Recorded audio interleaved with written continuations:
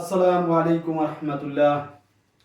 শিক্ষাই জাতির ভবিষ্যৎ, আর একজন আদর্শিক শিক্ষক সেই জাতির সঞ্চালক। শুধু দর্শক, আজকে আমি আপনাদের সামনে যে ঘটনাটা তুলে ধরব সেটা দেখে আপনার শরীরের রক্ত হিমশীতল হয়ে যেতে পারে।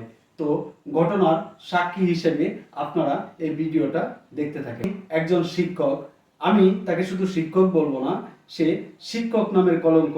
ঘটনাটা হচ্ছে কুমিল্লার বুড়িচং এলাকার একজন শিক্ষক তার বাড়ির নির্মাণ কাজের জন্য কিছু বালু এনেছিল। সে বালুগুলো তার বাড়ির আঙিনায় রেখে দিয়েছে, আর এলাকার ছোট ছোট কচি কাঁচা বাচ্চা কাচ্চা সে বালু নিয়ে খেলাধুলা করে। যে খেলাধুলা ছোটকালে আমি আপনি অনেকেই করেছি। সে বালুতে গিয়ে বাচ্চা কাচ্চারা বালু দিয়ে খেলাধুলা করে, বালু এদিক ওদিক সরিয়ে ফেলে। তো এই ঘটনাকে কেন্দ্র করে আজকের ঘটনার যে ভিকটিম, যে বাচ্চাটা 4 বছরের এক বাচ্চা, সে ওই বালুতে খেলা করতেছিল। খেলা করার অপরাধে সে শিক্ষক নামের যে অপদার্থ, সে বাচ্চাটাকে ছুঁড়ে পুকুরে ফেলে দেয়, পুকুরে পানিতে ফেলে দেয়।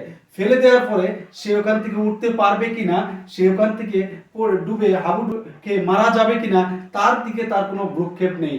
তার বড় বোন এবং এলাকার এক মহিলা টেনে হিঁচড়ে উপরে উঠায়, তাকে কোনো রকম ভাবে বাঁচিয়ে দেয়।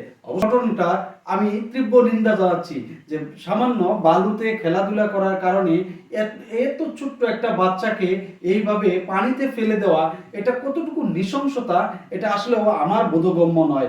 এই আজকের যে ঘটনাটা, সে ঘটনাটা আপনারা স্ক্রিনে দেখেন। যুক্তিসঙ্গত কথা কর। আপনি বালুটার মূল্য বেশি, আমার বাচ্চাটার মূল্য নাই। এখানে যারা আছে তারা জিজ্ঞাসা করে আজকে আমি 2 সপ্তাহ আপনি আমার বাচ্চারে কত বালু ফেলাইছেন নাকি? আপনি আমার কুয়ার মধ্যে আপনি আমার বাচ্চাটার খুশি। কার বাচ্চা আমি কইছি না। আপনি আমার উক্ত ব্যক্তিটি একজন শিক্ষক।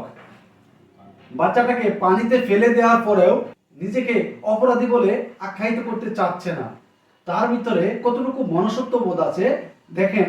বাচ্চাটাকে ফেলে দিয়েছে, তার বিবেকে একটু কড়া নাড়তেছে না। আপনারা তার ভাষাটা শুনেন। মূল্য নাই, না আমার কাছে কোনো মূল্য নেই। আপনার কাছে মূল্য না। আপনি একটা যুক্তিসঙ্গত কথা বলেন, একটা ইয়ার সামাজিক মানুষ হইয়া। আমি সামাজিক মানুষ না। আপনি সামাজিক মানুষ না। আপনি এখন বালুর মূল্য বেশি, একটা বাচ্চার মূল্য। আপনারাই দেখেন, বিবেচনা করেন বিষয়টা।